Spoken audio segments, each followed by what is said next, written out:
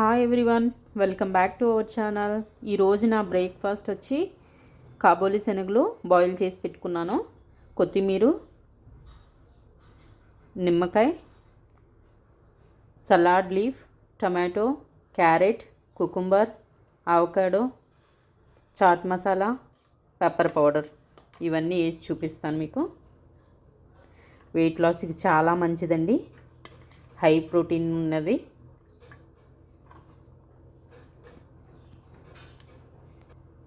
ఇవన్నీ వేసుకుని చాలా చాలా టేస్టీగా ఉంటుంది. నేనైతే ఆనియన్ అయితే వేయట్లేదండి. చాట్ మసాలా,